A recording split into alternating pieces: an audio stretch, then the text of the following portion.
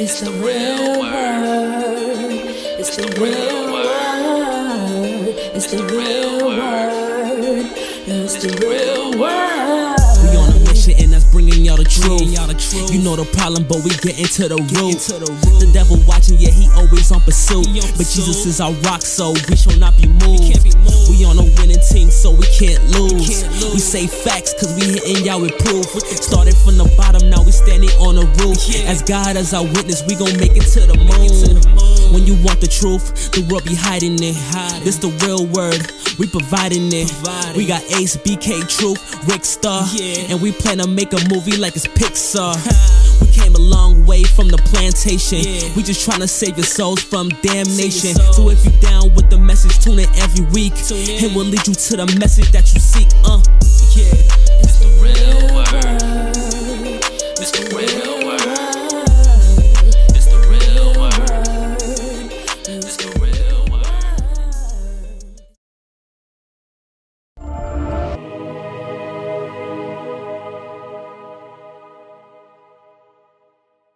Welcome to the Real Word Season 9, Episode 13. Shout out to everybody that's watching. Shout out to everybody that's been supporting. Shout out to everyone that has been with us here so far. I'm here with my co-host. Introduce Kimmel, yourself. financial advisor and partner to the founder, you know? Yeah, of course. Been here since day one.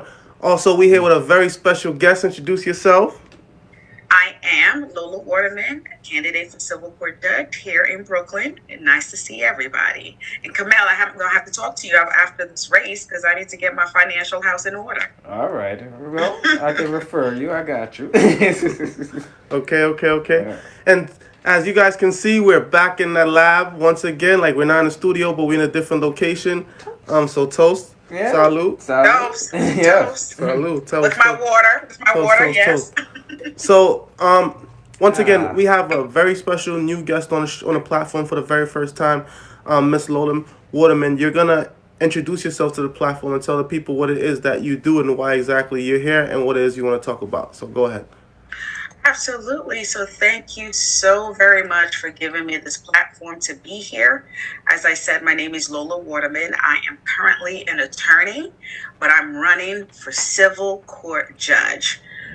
Just to be clear, I'm not running in the borough of Kings County. I'm running in a specific section of Brooklyn. That section includes Bedford-Stuyvesant, Crown Heights, Fort Greene, Clinton Hill, and East New York. So you will only see my name on your ballot if you live in those areas. If you live outside of that district, you won't see my name on the ballot. Those are some So tough I'm neighborhoods. running for... Go ahead. I was saying those are some tough neighborhoods for when I grew up. And listen, it is, but I live here, you know, so I've been in this community for decades. So a little bit about myself. As I said, I'm a law clerk. A law clerk means that I'm an attorney that works for a judge. The judge that I work for right now is in Supreme Court here in Kings County. I've been with her for about 6 years now. I'm what's known as the first line of defense. So before you even get your case in front of the judge, you have to talk to me first. I'm the one that talks to the parties and try to get them to settle their differences. And if they're not able to settle their differences, then it goes before the judge. A little bit about my personal life. As I mentioned, I'm a resident of Bedford-Stuyvesant. I live here with my husband, who is the pastor of Antioch Baptist Church on Green Avenue between Lewis and Stuyvesant. So for anyone who's looking for a home church, I have to put that little plug in there. Yeah. Feel free to join us and come and worship with us. We're there every Sunday at 10 o'clock. He's been the pastor there for about 21 years. We live here in Bedford-Stuyvesant with our 3 daughters. And just that's a little bit about myself. I'm, again, first generation American. I forgot that part. I'm first generation American. My story's a little different. I was born here in the United States. My family's from Nigeria. And so at the age of 5, I migrated back to Nigeria. And that's actually where I went to elementary school and high school. I lost my father to gun violence while I was there. And eventually I was able to come back here to the United States. I remember I came alone because my family was back home. And I basically had to pull myself up on my bootstraps, I went to college, graduated from college with a marketing degree back in Arizona. When I graduated, I started to work at Kraft Foods. I don't know if you all heard about Velveeta, Kool-Aid. Yeah. That's who I used to work for. So I did that for a few years, but I wasn't getting any satisfaction from that. Mm-hmm. And I started to volunteer in a shelter. The shelter primarily focused on women that have been the subject of domestic violence. And so I would talk to them about their days in court. How did your day go today? What happened with your cases? And that's when, coupled with the fact that I lost my dad to gun violence, that's when I really started to have the inclination to go to law school. So I applied to law school in New York. I didn't know anyone here, but I made that trek, moved here. I had $500 in my pocket. Mm-hmm. I had my 2 luggages, and I couch surfed for like 6 months, okay, moving from couch to couch. Mm-hmm. Until I got into law school, was able to get out some student loans to get my own apartment all the way in, I was in Morningside. Y'all know where Morningside is? Queens? Huh? Queens? No, it's in Harlem, past Diker Heights, up there, right? Like on 207. Okay, yeah. So you're grinding. So that's where I was, okay? And, I went to law school, New York Law School. I graduated from law school. And for me, because going to law school was my second career, right? Because I was in marketing first. So when I graduated from law school, I knew I wanted to do something that was meaningful. I started my own practice, and for me, that was the experience that I had with starting a business, right? Because having a law practice is having a business. I had to build it from scratch, using, my unemployment benefits. That's really how I started my law practice. I had to, when I graduated from law school, I couldn't get a job, so I started working at Lord & Taylor as a sales clerk. Y'all know those sales clerk? They pick you up when you go to Lord & Taylor. I was doing that. It's grinded. Mm-hmm. Yes. I mean, I was doing that as a lawyer, but, sometimes you got to do what you got to do to get to the next phase of life, right? Oh. So I did that while I was waiting for my bar results to come out. I was doing that to pay the rent because I didn't have no other choice. I finally started my own practice. I was meeting clients in the library because I didn't have any money to get an office space. But one step at a time, I built that business. It was a lot of work. It was a lot of sweat, tears, energy. But anything worth having is worth working for. And that's exactly what I did. Mm-hmm. So I grew my practice. I started doing some intellectual property work. So that's like with your trademarks and your copyrights. With your business formation. I did that, but I wasn't making enough money doing that. So I went to immigration because I had my own personal experience with immigration, with trying to get my family over here.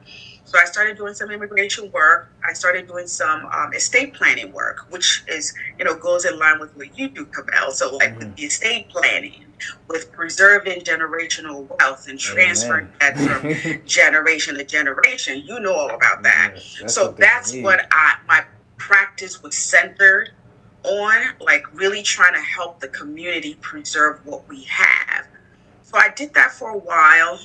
All this time I was in Harlem, and then I joined an organization known as the Metropolitan Black Bar Association. I started to volunteer with them. They were hosting a program here in Brooklyn.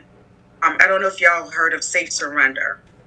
No. But Safe Surrender was a program back in 2009 that was started by the then district attorney, Hines. And they realized that there were a lot of Black and brown people walking around with warrants out for their arrest. And a lot of those warrants were based on being in the park after dark, walking around with an open container, like little stuff that didn't really require arrest, right? But because people got tickets and got their summons, they never showed up to court, that converted it into a warrant. And what that means is that if you have a warrant out for your arrest and you happen to have been just stopped by a regular traffic stop, and they looked up your records and they saw you had a warrant out, guess what? You were going to Rikers, right? So a lot of people had a lot of warrants out for their arrest because of really simple violations and misdemeanors. So the Safe Surrender program realized that a lot of people were nervous about coming into the courthouses. And so what they decided to do was to bring the court into the community using the churches, right? So they would bring the judges out. They will bring the public defender out. They will bring all the lawyers out into the community. And so you would show up. So the second program happened at Antioch Baptist Church, where my husband is a pastor. And I was one of the volunteer attorneys there. So people would show up with their warrants and everything, and they would actually have a hearing in the church with the judge there, hearing their cases and, dismissing those warrants. At the church. That's interesting. At the church. Well, so this is how I met my husband. I think he was checking me out while I was representing the people over there. He claimed that he was checking me out, but we knew he was, and that's how we met, through me volunteering at that program. And, I met my husband. One thing led to another. We got married a year later, and we have 3 beautiful girls now. So since I've been with him, and before that, again, volunteerism is really important to me. I've been a lawyer for 15 years now. It's really important to educate our community about their legal rights. A lot of people go to court and they don't even know how to, you find yourself in front of a judge. They you don't even know how to start. Right. And, they need to teach us. We don't get enough of the civics training at school. Right? We don't get a lot of knowing what our legal rights are. And so a lot of people show up to court and they don't know how to prosecute their cases. And so what I've been doing, so when I was in private practice, I saw this problem just sitting in the courtroom and observing, right? And now, as someone that works in the court system, I'm on the other side. I'm able to watch people and see that people don't really have the skill set or the information they need to defend their cases or to prosecute their cases. But what I've been doing is these know your rights sessions. So I do everything from criminal, know your criminal rights, know your immigration rights, learning about theft, or anywhere I see that there's an issue in the community, I try to organize an educational panel and bring in experts from all over to actually sit and educate people. By the way, I have one coming up this Saturday at the Seventh-day Adventist Church on Hanson Place on immigration rights. So if anybody is interested in coming in, we're going to have the district attorney's office there. We have someone from Catholic Charities, and I have a private practice practitioner who does primarily immigration work. They're going to be on the panel, and we're going to be talking about a slew of immigration issues. For anyone who's interested, please feel free to join us there. I believe it's 88 Hanson Place. 88 Hanson. That's just 88 Hanson, and I'll send you the flyer also if you'd like to circulate it. So that's just a little bit about myself. So what made you get into law? Because we see a lot of, one thing that I've noticed is a lot of women like to watch cop shows, those CSI shows. I can't even lie. I watch Suits. I watch Law and Order, Criminal Minds. Those are. So I like Law and Order too. SVU. That's my favorite. Yeah, Special Victims. But y'all might be too young for this. Do y'all remember Matlock? No, we heard the name, but I never watched the episode. Okay, so I grew up watching Matlock. Matlock was this white dude, right, with silver hair, and he was a criminal defense attorney, and there would always be a case presented at the beginning, and you would say to yourself, "There's no way he's going to solve that or win that case," but he always figured out a way to always win almost all of his cases. So I grew up watching Matlock. And so, I was like, maybe I want to be a lawyer. The law has just been following you. Say that again? The law has just been following you. That's right. It's been following me. And I started watching that since I was 11 or so. And then, like I said, I lost my dad to gun violence, So for me, that also started to open my eyes as to what is justice? What does justice mean, right? So that put that bug in me. And then, like I said, when I started to volunteer in a shelter, that put an additional bug, right? And so that's when I finally decided that, I believe that my role, my purpose in life is to advocate for people. to educate people so people knew what their legal rights were, and that's when I decided to go to law school. This is a Brooklyn superhero, I gotta say. So let's focus on that, right? Education and the miseducation of our people, and the fact that a lot of them tend not to know the law, and that's why we have to employ lawyers. Like, we need to retain lawyers at high prices at times. And even the Bible says, my people are lost due to a lack of knowledge. Why do you think our people, and I say our people, African American people, people that look like us, why do you think they are proud of their ignorance? Well, I wouldn't necessarily say that they're proud of their ignorance. I think they just don't know. You know, you just don't know. You just don't know. It's not because you're proud you don't know. I don't even think they think it's obtainable, honestly.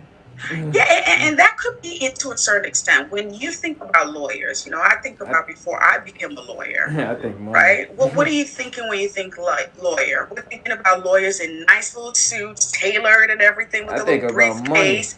We're thinking money, right? So, and all we're thinking, you know, lawyers who are assigned to us in court who are not going to pay us any attention, right? Because they have a heavy caseload. There's no in between. And we all know that when you go to a lawyer these days for a criminal case, let's just talk about a criminal case, they charge you anywhere from 10 grand, 20 grand, 30 grand just to retain the lawyer. Not to win. Right, just to retain.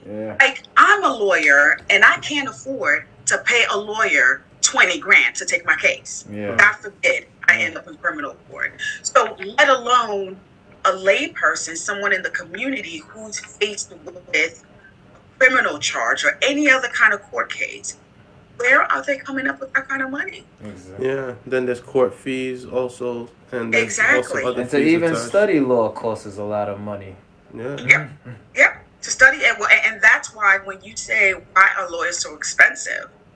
When you say to study law, you know, we all know about the laws of supply and demand, right? And we know that if lawyers have to pay so much money to go to law school, you know, I graduated from law school 15 years ago.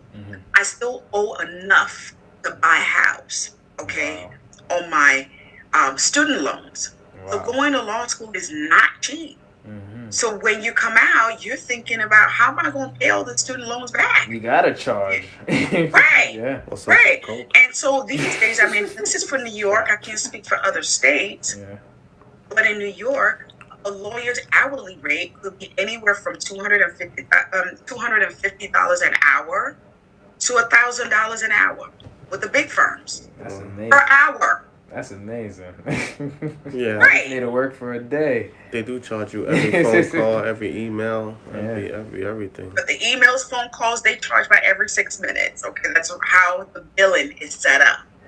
So you said you was running like a program where they could get education about their rights. I know you said you're gonna send us the flyer for Saturday, but it's like a regular thing for you, like monthly or. It's not a set specific time, like I said. So what I do at the beginning of every year is that I send out a survey to everybody that I know. And I try to get a sense of what people want to hear about. You know, sometimes people want to hear about estate planning. How do I get my will in order? How do I get my power of attorney and healthcare proxy in order?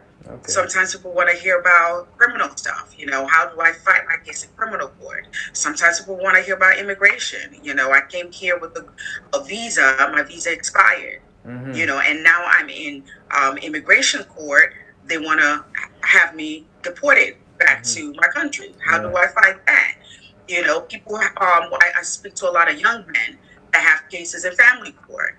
You know, I have a daughter. I'm trying to get custody or at least partial visitation with my daughter.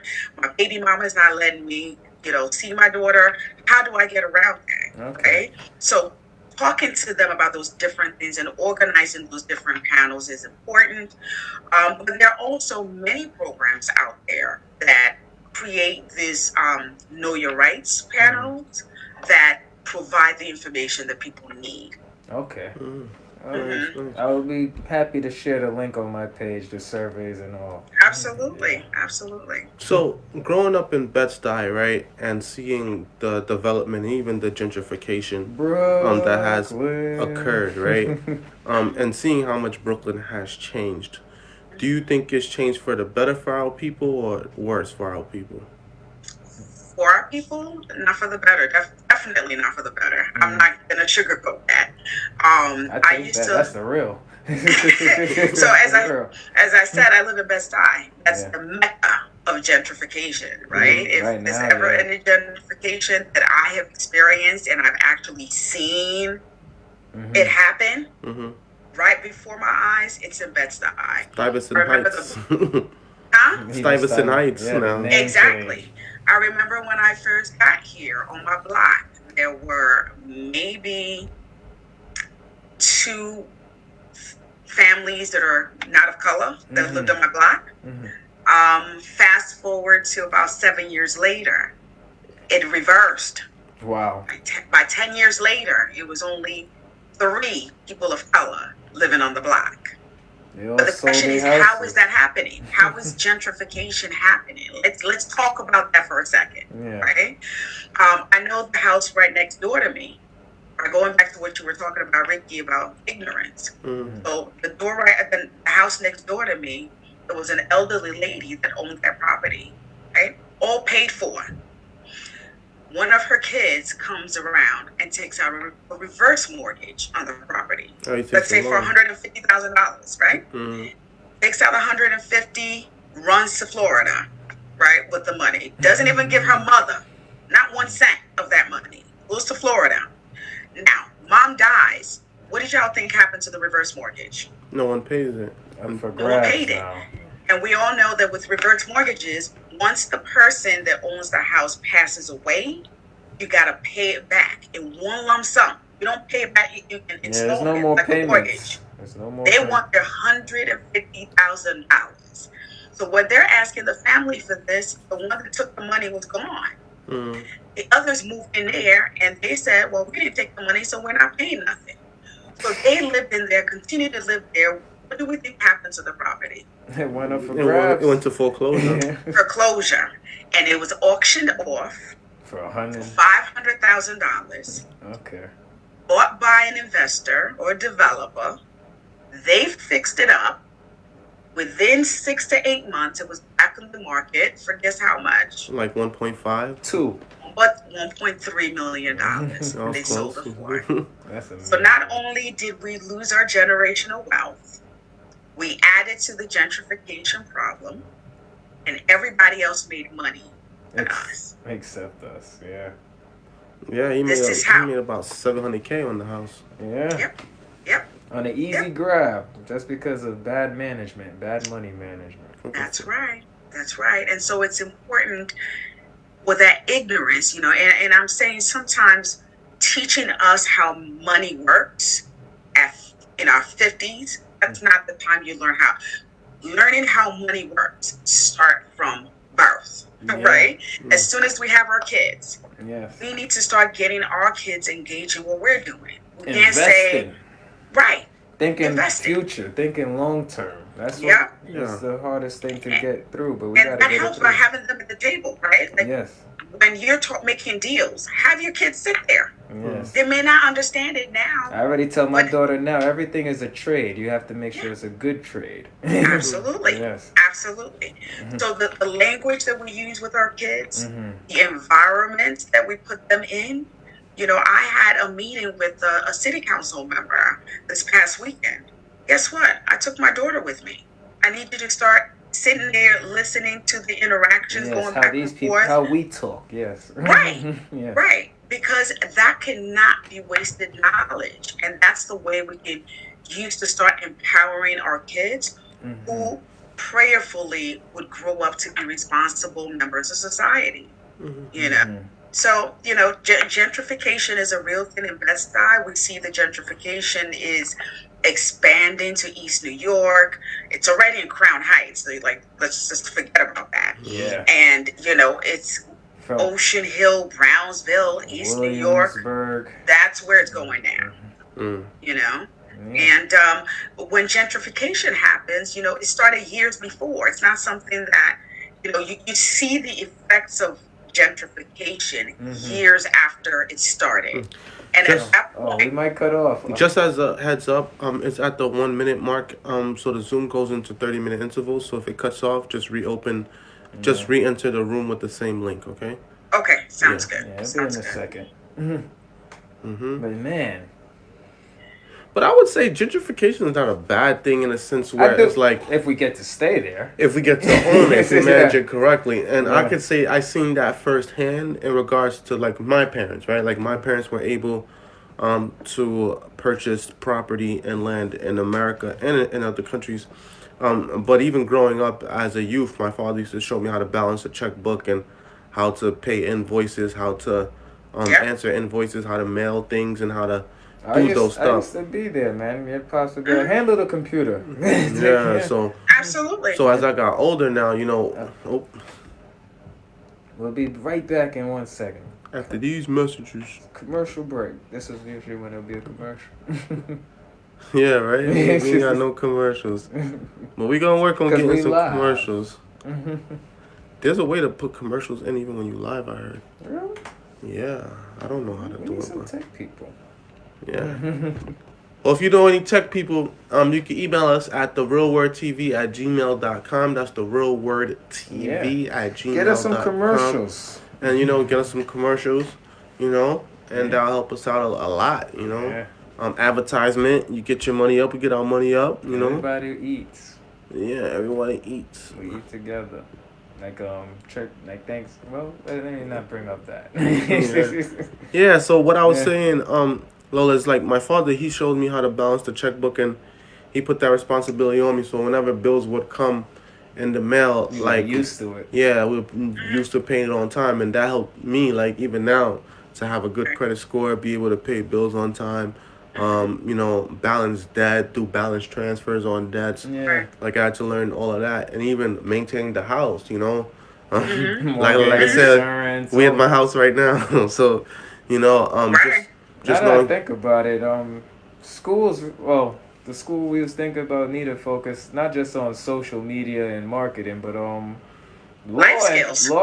Yeah, pretty much law and finances. Those Yeah, are life skills. Right. Life skills. yeah. Ironically enough, when I was doing my master's, I used to have a class that I used to do during my internship at a men's mental health facility, and it was called Life Skills, and I would teach them basic life skills from like interviewing for a job, how to tie a tie, what to wear, I already you know. know how to tie a tie. I know, right? Like all these different, Right. all these different things I would show them, and I called the group Life Skills, and you would think that these is basic skills that people have, but they don't. Like I remember, I learned how to tie a tie from my cousin because growing up, my dad didn't know how to tie a tie, and then every time he would get a tie tied, he would just open up the loose wider and then just hang them off of So that hang was them off the hanger. I started that way. It You was made it work. You efficient. made it work. Yeah, and then one day I used to come, I pulled them out, and then one day he got upset. He's like, "Why you pulled them out for? What I'm gonna do?" No stress And caused then, them. yeah, Right. and then I went to church, and then this guy showed me how to tie a tie, and then my cousin showed me too, and then I just got used to it, and then I'm like, okay, but even that, as simple as it is, it makes a big deal tying a tie It sure enough does. and wearing a suit and putting things together, It pretty much speaks about what job you're going for. and how serious you take yourself and how serious others can take. And that's why they say it takes a village, right? Like you said, you went to church. Yeah. You know, someone showed you how to tie it, even though your dad didn't really know how to do it. And it takes a village, right? So surrounding your kids with people that can, you know, exert positive influences and sow into their lives is also equally important. You know, no person is an island on their own. And so learning from each other, you know, also having the discernment to know who to learn from, right? Not everybody will be a positive influence in your life, but having the discernment to know who to include in your life, because as adults, we're learning too, right? So we're talking about kids and learning life skills as you grow up. But, you know, one thing that I do right now, I can't only surround myself with lawyers, right? Because I want to be able to function in any setting that I find myself in. So it's important for me to be friends with teachers. It's important for me to be friends with judges, which is where I'm trying to go to, right? Because they can serve as mentors. It's important for me to have an interaction with the police, because I want to know what are the issues y'all are dealing with in the streets. It's important for me to have relationships with other elected officials, with principals, because you're kind of tie that all in. Mm-hmm. And that helps you to be a well-rounded individual. Yes. I don't feel like any skill set or any knowledge or any education is a waste. Mm-hmm. Because everything is always beneficial. Mm-hmm. And it's just really important that we circle ourselves or surround ourselves with people that can sow into us in one way, shape, or form. Well, from speaking to her, I could tell she's, well-rounded. So I guess this is the $1 million question. Why should they choose you? Yeah. Like, what makes you different from every other politician? Well, so I'm not a politician. I don't like that terminology. I am running for office, and that's the part that is still mentally still trying to connect to. So, in some states, judges don't even run for office, right? Mm-hmm. In New York, you can also choose not to run for office and go the appointment route, meaning so the mayor appoints judges, the governor appoints judges, and then you can get to serve on the bench. Or you can choose to run for election, like I'm running for election.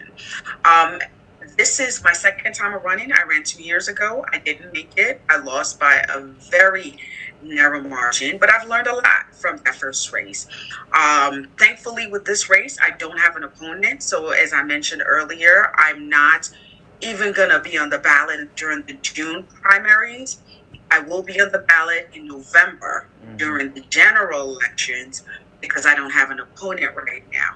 So God willing, January of 2024, I will be a judge of the civil court here in Kings County, God willing. And, I just really have to thank the people. For me, being a judge is not necessarily about pomp and circumstance, like they say. It's not about just wearing a black robe. I see it as being in a place of service, right? And service is all I've done my whole life.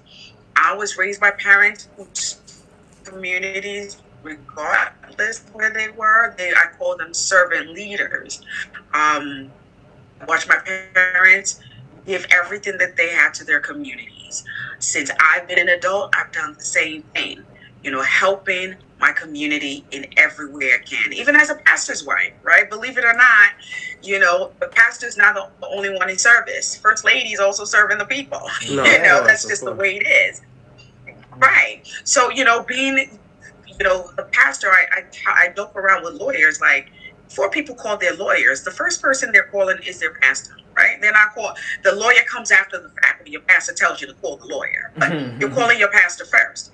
And so for me, and my husband, once they call him, he's giving the phone to me once it's a legal issue. Here you Just go. Like that. We got a legal problem. Here you go. So service is very important to me. I feel like to whom much is given, much is required. Tell me about it. Me being a judge is to serve the people of Brooklyn on the bench in any way that the law allows me to serve them. And I'm asking that, when people ask me, what do we look at when we're looking at judicial candidates? What are the things to look for in a judicial candidate? For me, it's a qualification. The person has to be qualified. The person has to have empathy. Right? Where do you get empathy from? You get empathy from your own lived experiences. I believe that based on my life experience, being raised by a single mom, being involved in gun violence, serving my community for years, building a business from scratch, in the different ways that I've served in the court system. That brings me empathy that I need. We need judges on the bench who get what the people of Brooklyn are going through, the struggles of everyday Brooklynites. We don't want judges on the bench who can relate to the people that are showing up in front of them. And so for me, I'll be bringing that to the bench, the ability to relate. And commitment to community is the other criteria that we should be looking for in a judge. Oftentimes we hear about candidates who are running for office. All of a sudden, now you want to do community service. Like all these years, you haven't been doing community service, but because you want people to vote for you. Yeah. You're out there doing some food pantry work. Which is what we say about some politicians. Right. So you taking a snapshot with food pantry at a food pantry does not mean that you've been dedicated to your community. But for me, I have a track record. I try to put it up on my website. My website is lolawaterman.com. I put all my service, everything that I've been doing is right there on the website. So you see that for me, this is not just about being a politician. This is about serving the people of Brooklyn on the bench. What was the name of the website, Ed? LolaWaterman.com. So my first name, last name.com. Okay. And you know, just so let me ask you all. Okay. She's coming with that Brooklyn swagger. She's like, hold up. Wait. Right. Let's back up a minute, okay? Okay. So you all voted for judges before, or do you skip that part of the ballot? Let me give Kimmel this. I've skipped that. I'll be honest. You skipped it? Yeah. And you're honest. I like you, Kimmel. Yeah. What about you, Rick? Have you voted for judges? And if so, what have you looked at to determine? Why are you under pressure, man? Just a little bit. Just a little bit. I always say this to people, and it always shocks them. I've worked with a lot of politicians, and I know a lot of politicians, and I even helped some politicians get elected. But believe it or not, I've never voted a day in my life. Like, I've never I never participated. We got it on record. I've never. What? I was wondering why you sat back like it was a confession. He was like, oh. You saw that, right? You saw that. Like, what had happened was. I've never partaked in that form of activity. I can say I didn't become a citizen of the United States of America through neutralization up until my senior year of undergrad, and since then I had already saw the way the world was shaped. Oh, that long? Yeah. Wow. When I graduated out of college, my first internship was working on a political campaign of Mark Levine when he ran for city council in Manhattan, which he won. He's now the Manhattan Borough President. He recently got awarded by Snap's Media Group. You see, I got a couple of those awards in here. Oh, okay. So yeah, we in tune still, and we worked on the political campaign of Mercedes Narcisse. Let me ask a question: are you voting this November? You know what? I'm still getting to that because I gotta get on my soapbox for a minute. So I'll wait for you to land. Technically, I can't vote for you, Miss Lola, because you're not in my district. I'm just saying, I don't plan to stay in civil court forever. Just saying. I hear you. And for me, what I tell people is, listen, you can decide not to vote, but still understand that decisions are being made about who represents you. So instead of not doing anything, how about you exercising your rights that our ancestors, too late to register for June. Our ancestors fought so diligently for? You can't just ignore that. No. My ancestors fought for something very different. Oh, gosh. Lord. That's where you are now. I'm Haitian, so my ancestors, they chop heads off and burnt down homes. Like, they weren't doing sit-ins like Martin Luther King. But you're a citizen now, sir. You're a citizen now. Yeah. Okay. You chose to naturalize. You chose to become a citizen. Whose team are you on, bro? Okay. But remember the first word, neutralize. So I'm neutral in this lies. I'm neutral within the lies. See, there you go. That's some rap bars. We're going to have to... I'm going to toast to this one. We're not toasting. You mad? I am mad. They're not toasting this one, okay? No. They going to vote for you. Yeah, I think she's very real. Very real. Which is perfect for anybody who's running for anything. You want somebody who's real. Like you were saying, you don't want somebody who just started taking pictures just to win. You want them who was doing it from the beginning to the end of, their career. And from what I hear, she's been through it. She's gone grinded from the bottom. Pretty much the American dream in a sense, Oh, we got someone coming in. Melanie Davis said our ancestors literally fought, bled, and died for the right to vote. Yeah. That's your ancestors. My ancestors was the one that was killing. We was killing. Man. I just want to be clear. I'm drinking because he's fighting. 2 different ancestors. But I agree with Melody there. And you're here now. You know, when you're wrong, I think Melody works for you, right? I think Melody works for you.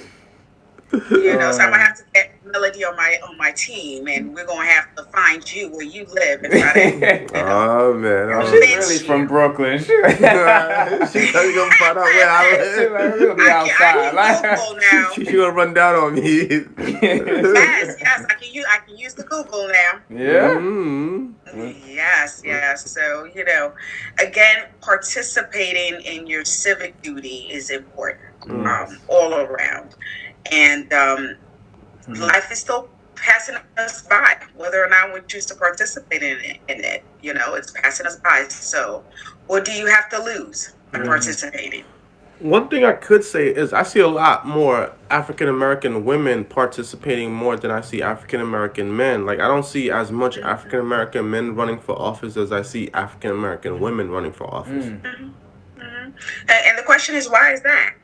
I don't know. Why is that? I feel like in general, a lot of African American men, they lack the background for it, the education, the charisma, the leadership ability, but even like the clean background. Like, I think that's the first thing. The education. Not a lot of us went to college, graduated, actually have a decent resume where they could lead. It falls back to the fatherhood, man. That's one thing that's been killing our African American, especially in America, is fatherhood. We don't got much fathers, man. At least, you know, for my father, who came from Jamaica, came out here, you know, he barely knew his father. So then I barely know my father. And it's like until that cycle ends, it's going to be a lot of young men getting for my example of, you know, having a warrant out with over 10 tickets that I didn't pay.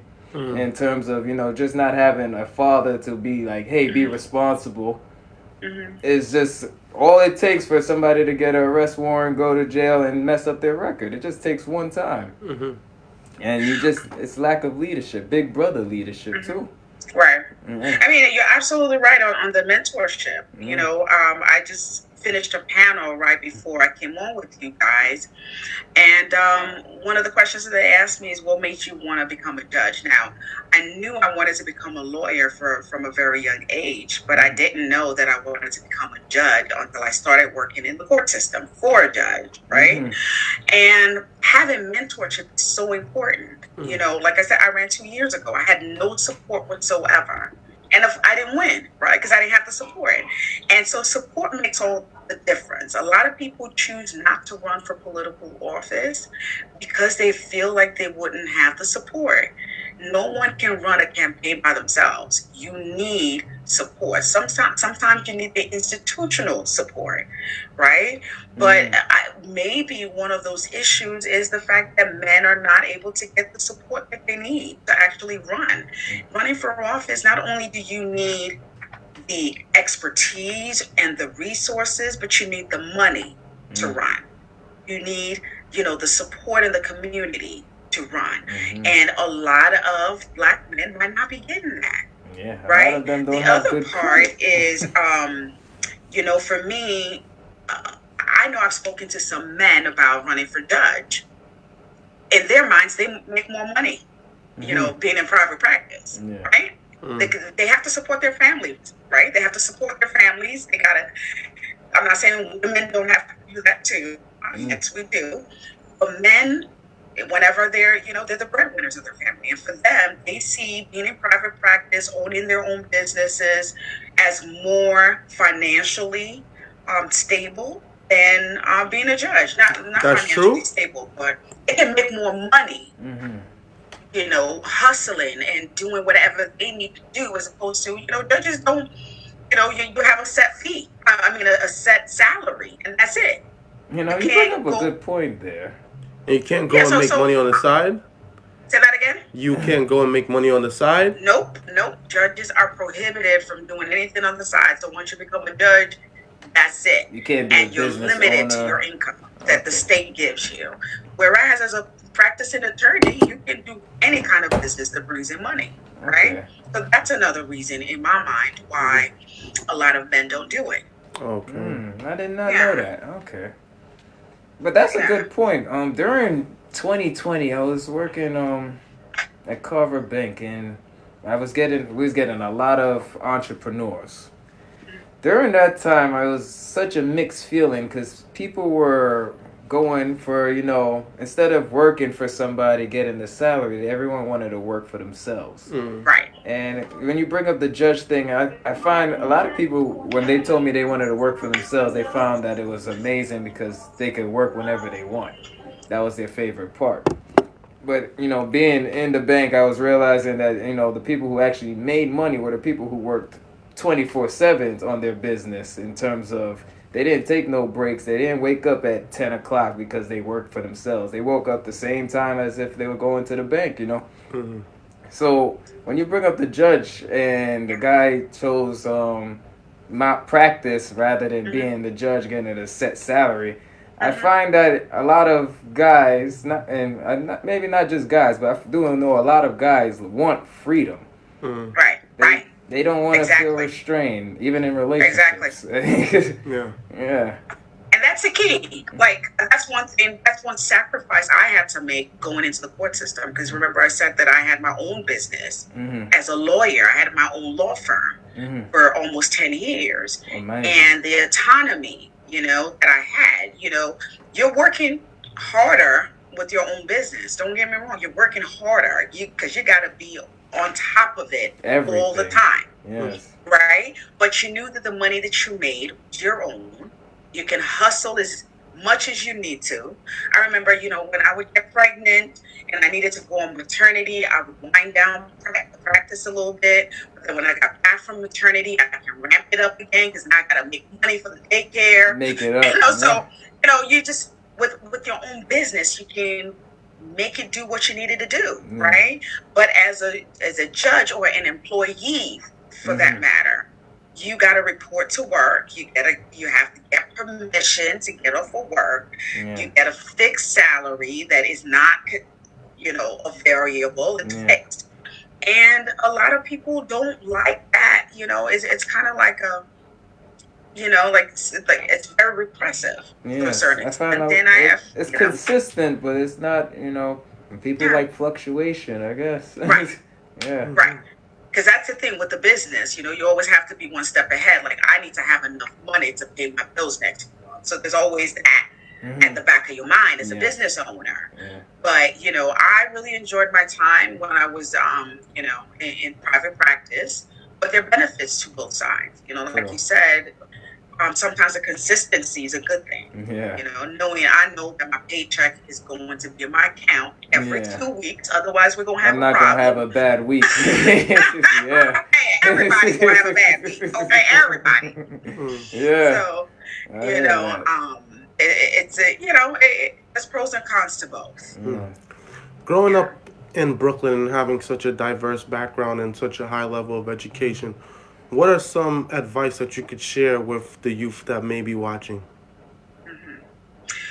For me, a big thing is perseverance. That's my word for this year.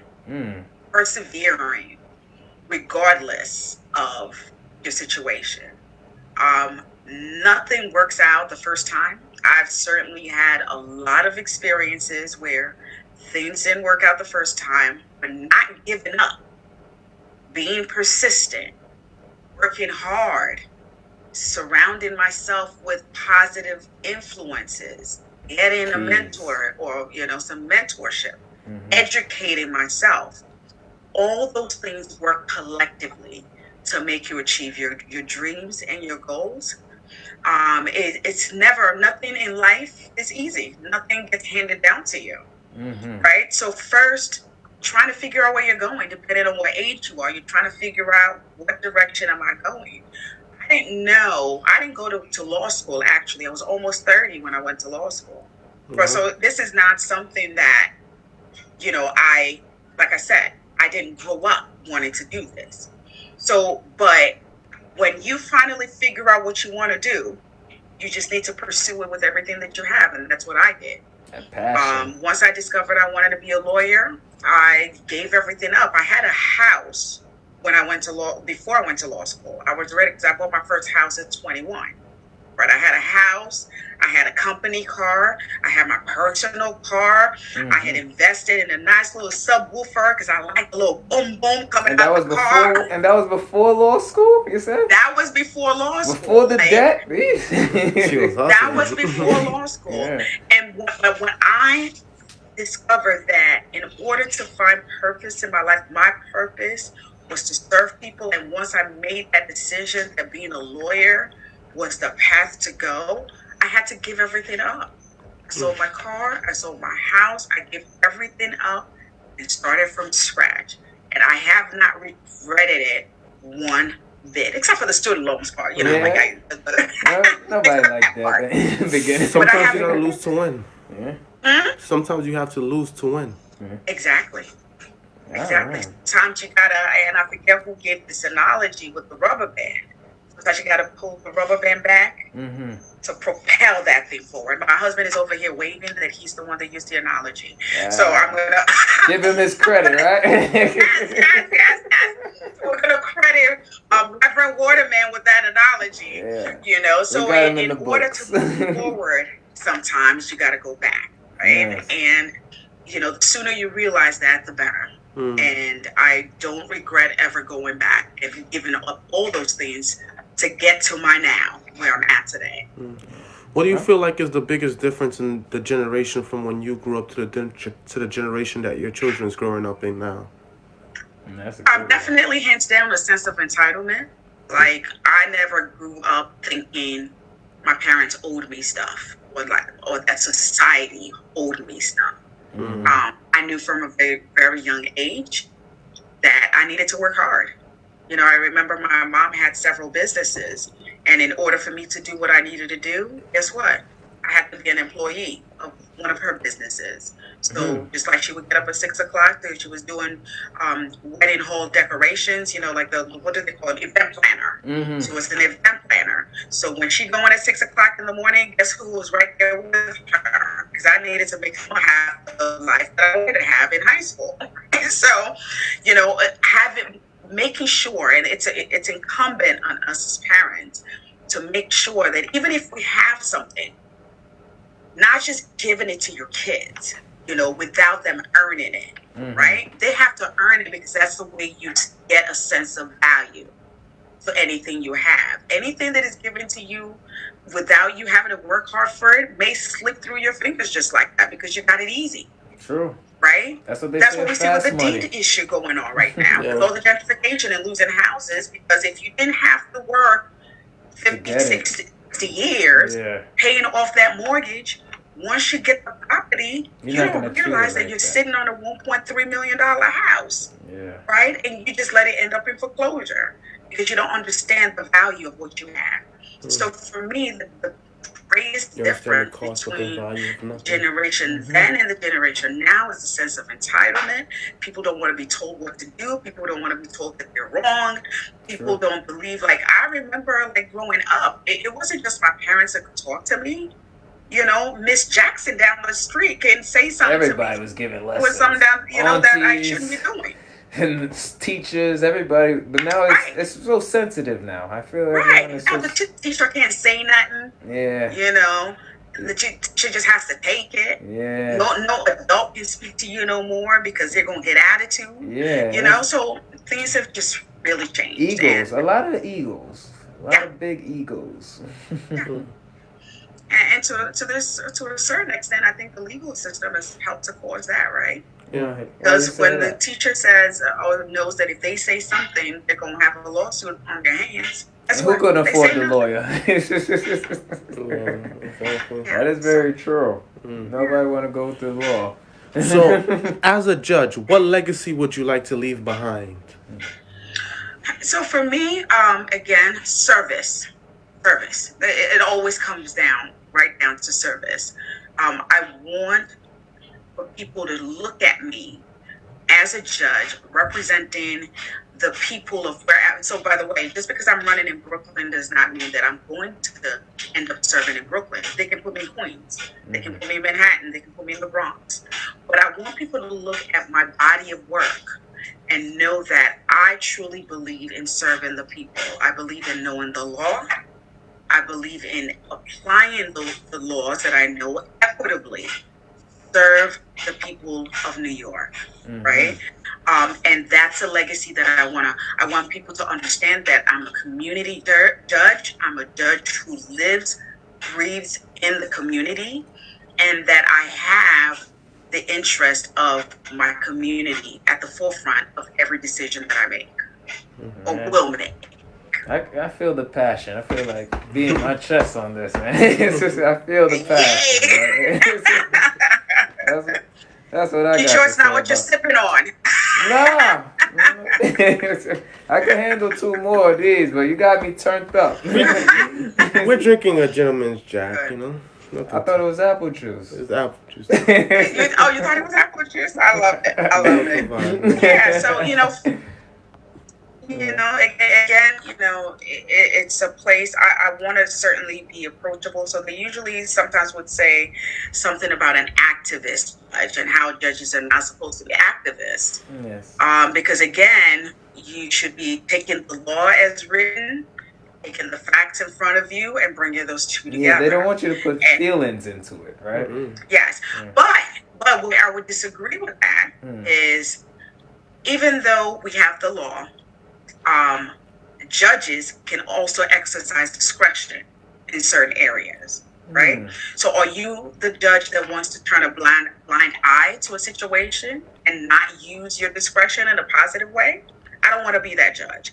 So to the extent that the law allows me to bring in my discretion in deciding cases, because some laws are written like that. Some laws from the legislature are written that, because the legislators the legislators are not in the courthouse, they're not in the courtroom, they can, for example, visualize the credibility of the witness because they're not there, right? So, but they leave it up to the judge. The judge is the one looking at the witness. The judge is the one that can get a sense of, is this witness telling the truth or not?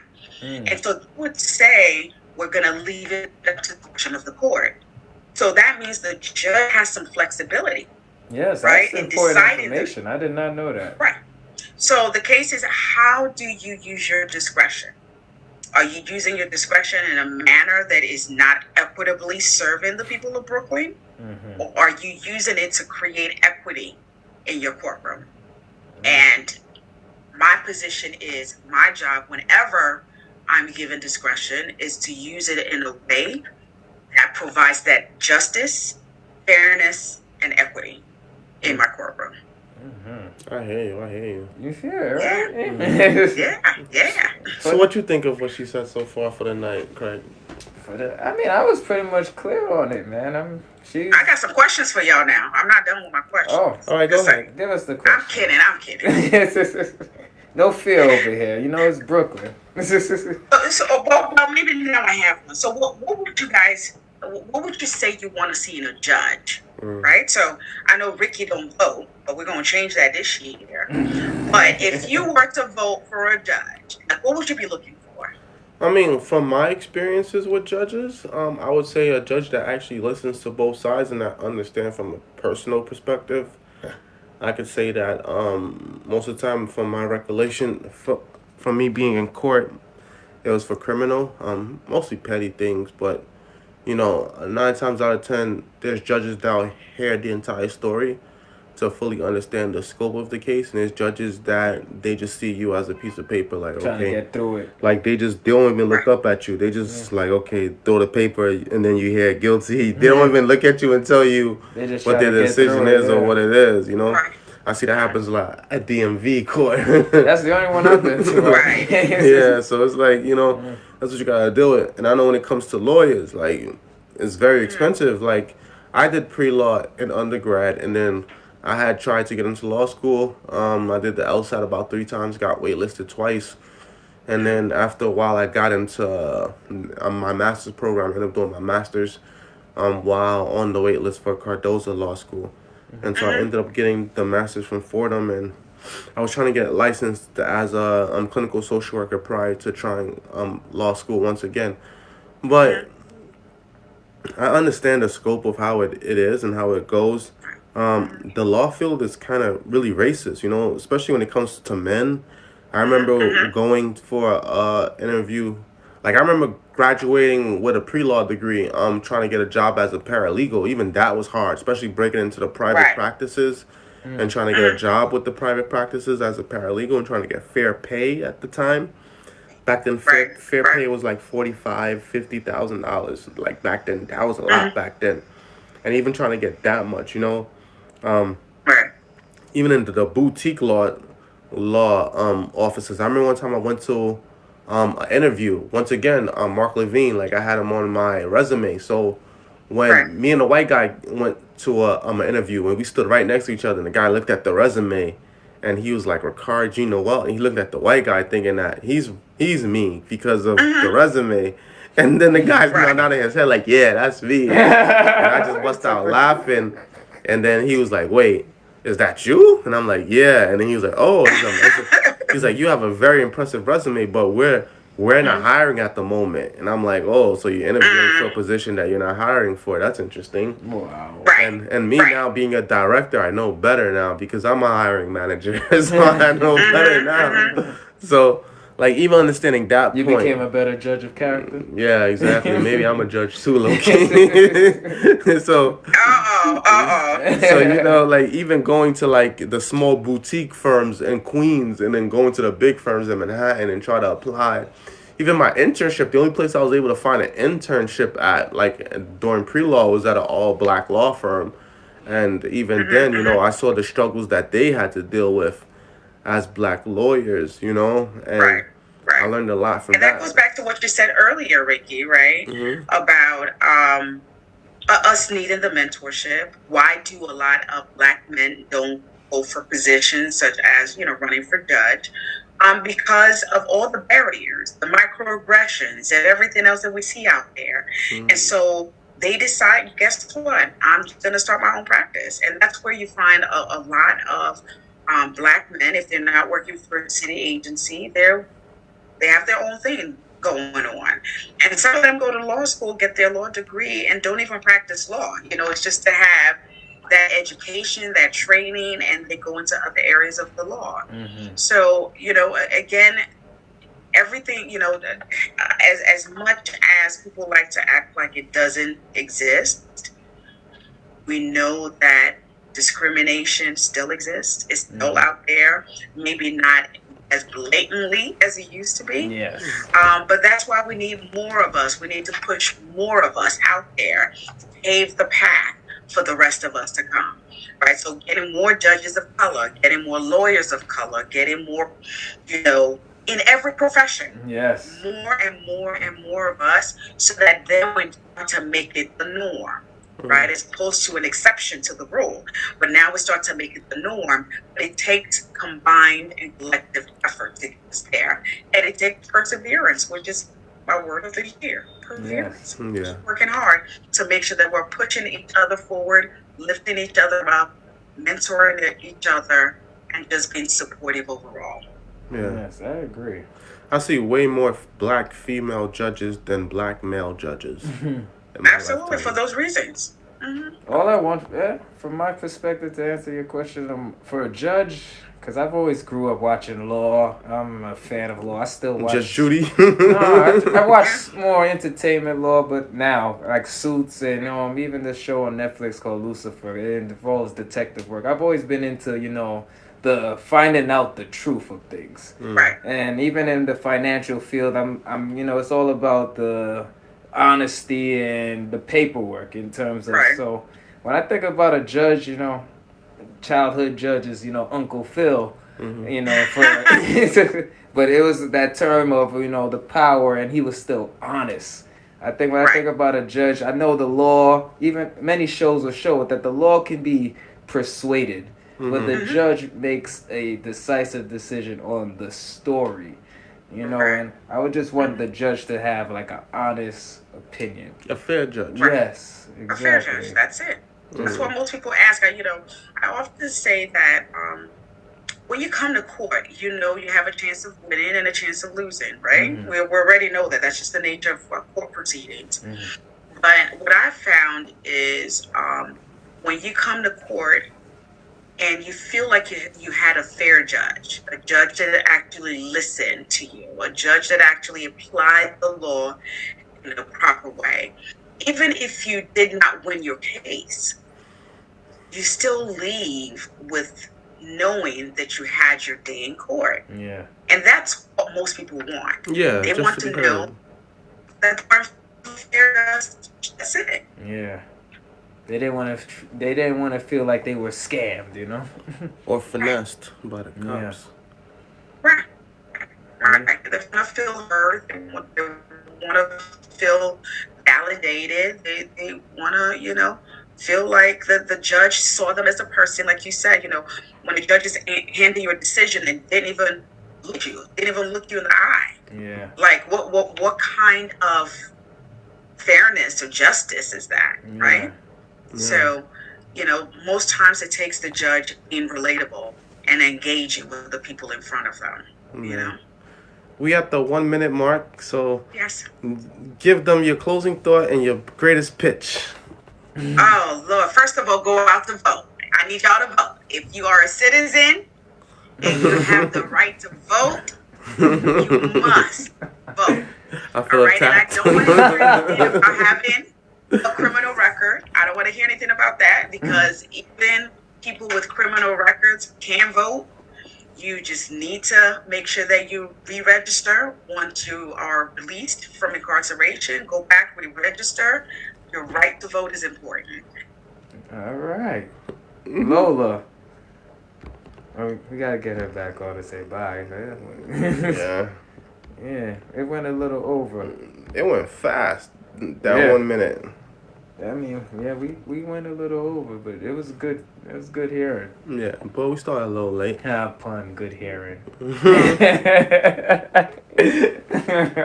So closing thoughts, what you got? While we wait for her to come back, if she comes back. We said a lot, but I think it all comes down to education, man. Self-education about life skills. Law, finances, know your rights. We got to push that more than ever so kids could actually, not just kids, but young adults can actually, not end up going to DMV like we did for court things. Not get in, like she said, these little petty crimes put an arrest record on them. Yeah, we got to stay on top of our rights. Facts. Stay on top of our financial education, our house squatter rights, a whole of them, man. These are the main things that schools don't teach us. And if you don't pick the certain degree, you don't really get to hear about it either. True. That's terrible in the sense of, imagine being 25 and you know nothing about law and finances. Yeah. And I think a lot of different institutions take advantage of people's ignorance, including church. Unfortunately. Because everybody just trying to eat. Yeah. Bite. Yeah. And I guess Lola hit us with the, she's on to her next podcast. Or maybe not. Yeah, she said it was a great opportunity. We'll see if she joins back to say goodbye. I would like to say overall, like, again, the platform that we've been able to create and the platform that we've been able to build and the people that we've been able to sit down and have these conversations with, technology affords it to us, but at the same time, the platform has to be built in order for them to come. So I've been fortunate, and we've been fortunate in order to reach this pinnacle in time where we can sit down and speak to judges. That's touchscreen, yes. Yeah, to speak to judges and speak to individuals. Lola, you back? Yeah, we just wanted to give you a formal send off. Yes, we were doing I'm sorry. Yes, I thought it was done. No. Get back on. Okay, we put in extra minutes for you. Yeah, so go ahead and give them a proper send off, Lola. It's your moment to shine. That's that was basically my gist. Again, thank you all for this opportunity. I felt like this was a great conversation. It was great to be here and great to swap, some knowledge and information and experiences. It's always important to be civically engaged. And again, I'm looking forward to being one of your next civil court judges in 2024. So please do look out for me if you live in any of those areas that I mentioned. Bedford-Stuyvesant, Crown Heights, Fort Greene, Clinton Hill, and East New York, meaning the Ocean Hill part. You'll see my name on your ballot in November. Please vote Lola Waterman. All right. I appreciate you all. Thank you all for having me here. This is great. And thank you to the host. Y'all was marvelous. And you kept the conversation going and kept us fun and engaging. So thank you. Thank you. We did it. Of course. And you're gonna win, of course, because you know Mercedes Narcisse. It took her 3 chances to win, but when she got with us, she won, of course. No bragging. Monique Chandler Waterman, she won too. We went to her inauguration, so you're gonna be the 3rd. So no, actually the 4th. No, 5th. The first guy. 5th. The first one would be Mark Levine, right? And then it would be Bill de Blasio. Then it would be de Blasio. I forgot. Eric Adams. Remember we used to work with him since he was Brooklyn Borough President. That was before 2020. Yeah. And then Mercedes Narcisse, City Council. Yeah. And then Monique Chandler Waterman, Assemblywoman. And now you, Judge. That's 6. Yeah. So 2024 is looking good. Judge Waterman. Amen. I'm claiming it. I'm putting it out there in the universe. Of course, you got it. You know, so thank you again. So to close out, you're gonna pray for us, Judge Waterman, First Lady. Well, you're the pastor, no? You the pastor? Everybody says this, but when people come on, look a pastor. When people come on the show, we always give them this opportunity to pray on the real word. You know. Yes. Okay. Well, our Heavenly Father, we worship you and bless you and exalt you. Thank you for this opportunity to be together as your children, sharing information and empowering one another. We thank you for your love. We thank you for peace. We thank you for grace. And we pray that as we go our separate ways, help us to be the champions that you need us to be in spreading your word, in doing the work, and in helping your people. Thank you for all our family members. Thank you for all of us, our supporters who are listening in today. We pray that you bless everyone and bring us all back together again, safe and sound, until next time. Thank you, Father God, for your love. And it's in Jesus' name that we pray. Amen. Amen. Thank you very much, Judge Waterman, for that awesome prayer and for gracing our platform with your presence. We thank you very much for being here with us. We thank all of you for joining us tonight and your continued support that you continue to provide the Real Word Ministries.